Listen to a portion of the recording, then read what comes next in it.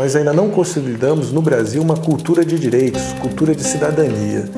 Eu acho que cada um tem que lutar e brigar para que realmente a gente tenha melhoria de vida social e de vida educacional.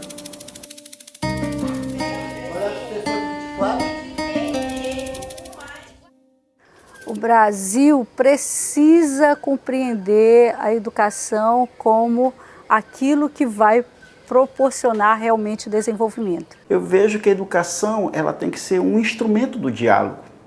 Ela tem que promover o diálogo entre diferentes partes da sociedade, num debate sobre os rumos e o futuro dessa sociedade. Mas quando eu olho o que é a educação hoje na Amazônia, eu me sinto muito abatido com os resultados, porque nós estamos numa situação extremamente precária, muito precária. Quando você viaja pelo interior da Amazônia, você vê a dificuldade das crianças de estudarem. O que é uma criança viajar 2, 3, 4 horas de barco todo dia para ir para uma escola?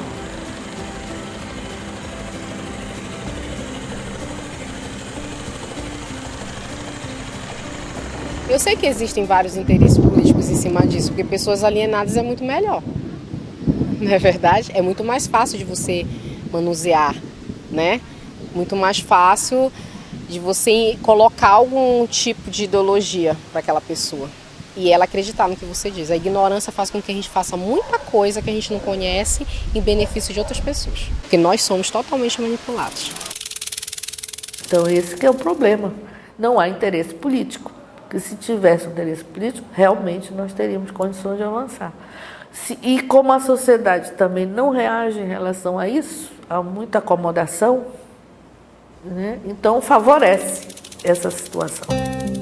Então nós estamos vivendo uma situação que é difícil sim encontrar, porque quando a gente está no turbilhão, saber qual é o caminho fica mais difícil. Mas eu tenho certeza de uma coisa, é mais difícil descobrir o caminho sozinho.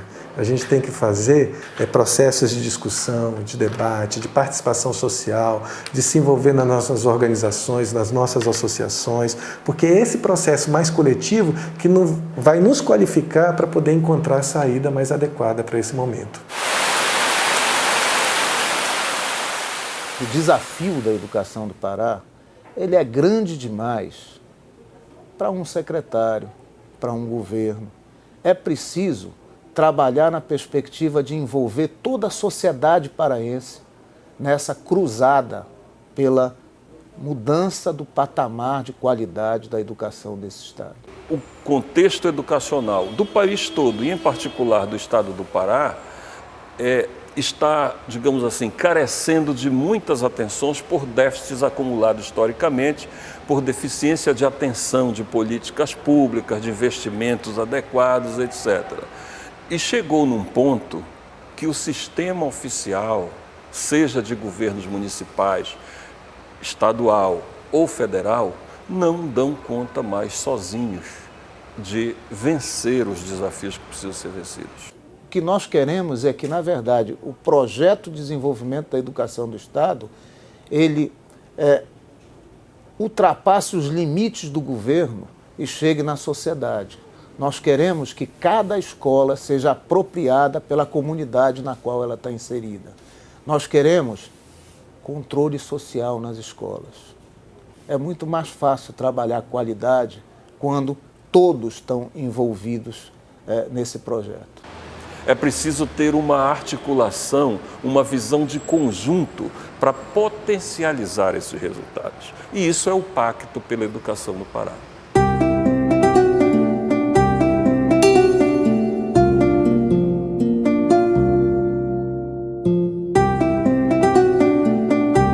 O bolo dos impostos que a União arrecada pelos estados não é repassado de uma maneira que o Estado possa dar conta dessa especificidade que é a educação escola indígena, ou a quilombola, ou do campo, a ribeirinha, que precisa de uma logística, de uma estrutura que é um orçamento. Você percebe que até o recurso ele é desigual, né? Os estados do Sul, o estado do Norte, do Nordeste, a distribuição do recurso é desigual, a distribuição da riqueza no Brasil é desigual. a política acaba não chegando para quem está na zona rural, né? O desenvolvimento da educação ele acaba vindo em passos muito lentos. Então não é diferente para o ribeirinho, não é diferente para os indígenas e muito menos para os quilombolas. Eu acho que está no mesmo patamar. Eu penso que as políticas públicas, primeiro, elas devem ter como protagonistas esses sujeitos, os sujeitos do campo, os sujeitos da cidade, os sujeitos do quilombo, os sujeitos da aldeia. Enquanto elas forem pensadas a quem ou extra esses sujeitos, elas não vão atender essas demandas locais. Essa heterogeneidade é que tem que estar presente nas políticas públicas. A educação quilombola é dos quilombolas. A educação ribeirinha é dos ribeirinhos. A educação indígena é dos indígenas. Como é que a gente pode garantir qualidade se eles não são partícipes do processo? A família, a comunidade tem que participar da vida da escola, né? Se ela não participa, mas participação não só de estar presente, mas interferindo na gestão, no encaminhamento, ela precisa ter uma mudança. E que nós vemos que não existe isso. Quando ela não valoriza os saberes da comunidade, quando ela não escuta a comunidade, saber o que a comunidade precisa, obviamente o que acontece? Se afasta. A escola não é vista como parte da comunidade. Ela é algo que vem de alguma coisa necessária para uma sociedade letrada, né? Mas ela não é vista como inerente ao processo cultural da comunidade. É provável que a gente encontre, não é incomum isso, encontrar professores que, quando vai se falar de direitos da criança e adolescente, ele responda que essa história de direito é só para garantir proteção para marginal. Por quê? Porque ele entende que direito está associado a uma coisa negativa. Ou seja, o direito no Brasil é considerado uma coisa em negativo por conta dessa tradição autoritária de reconhecer que tudo tem que ser resolvido do ponto de vista individual. Quando o indivíduo não resolve os seus problemas é porque ele é vagabundo. Ou seja, ou ele é vagabundo é porque a família não foi capaz de educá-lo adequadamente. Então a gente precisa enfrentar esses problemas se a gente quer ter um Estado de direitos no Brasil e quer ter instituições preparadas para poder colaborar, para formar sujeitos de direitos e para não só formar sujeitos de direitos, mas estimular para que eles acreditem nisso e realizem isso na sua prática. Isso tem que acontecer em sala de aula, tem que acontecer na participação comunitária, tem que acontecer na participação do dia a dia do município. Senão a gente não vai conseguir alterar a realidade do município e certamente ainda vai demorar muito para alterar a realidade do Brasil. Os movimentos sociais têm um papel importantíssimo na construção desses espaços educativos. Nós temos experiências no Brasil importantes, fundamentais, que nós não podemos mais descartá-las. A luta mesmo do movimento sem terra, a luta do movimento da pastoral da terra. Então, existem muitos movimentos hoje no Brasil que vêm contribuindo muito, principalmente para a questão da educação do campo. Ficar parado também não dá. A gente tem que estar sempre unido, organizado. Porque sem organização a gente não consegue fazer a luta, porque a luta ela depende da organização e da participação de todos. Então, sem mobilização não tem conquista. Se nós precisar aqui, que está precisando reformar a escola, né? Mas tem que ter a participação da comunidade para ir lá pedir a reforma da escola. Então, tudo que precisar aqui tem que ter a participação da comunidade. Uma melhoria da educação, eu vou falar da educação, mas eu te diria que de qualquer luta, de qualquer política, ela só vem mediante a luta do movimento social. As conquistas, as coisas que a gente já conquistou até aqui, elas foram frutos de luta do movimento social, seja do movimento social negro, seja do movimento social em geral. O que nós temos é um diagnóstico de que enquanto outras regiões do Brasil você tem muitos outros atores da sociedade civil organizada pensando a questão da educação, na região amazônica e no estado do Pará nós temos poucos atores da sociedade civil pensando e se mobilizando em torno da educação. Então é praticamente como essa realidade problemática que a gente está falando, só nas mãos dos gestores públicos.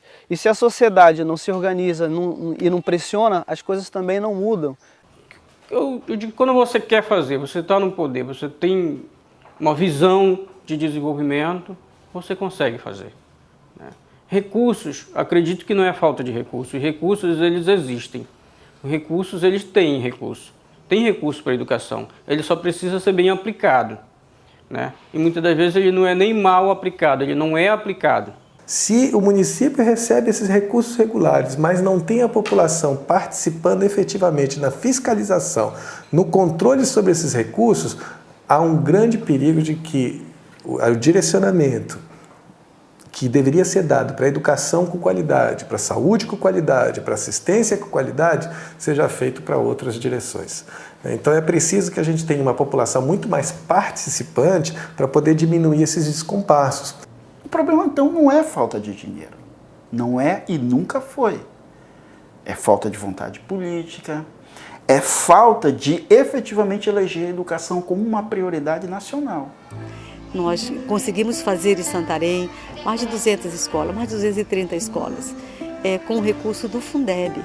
Então é possível fazer isso, pagar o plano de cargos e salários dos professores, pagar o piso salarial nacional e também construir escolas.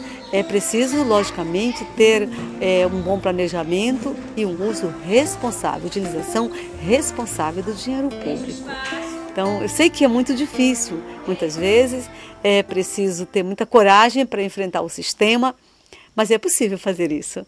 E é muito prazeroso quando nós conseguimos romper, quebrar um pouco as ordens do sistema, muitas vezes, a ditadura do sistema, e conseguirmos avançar um pouco mais na conquista dos sonhos. E um sonho de um educador é sempre o sonho de ver uma criança na escola e numa escola de qualidade.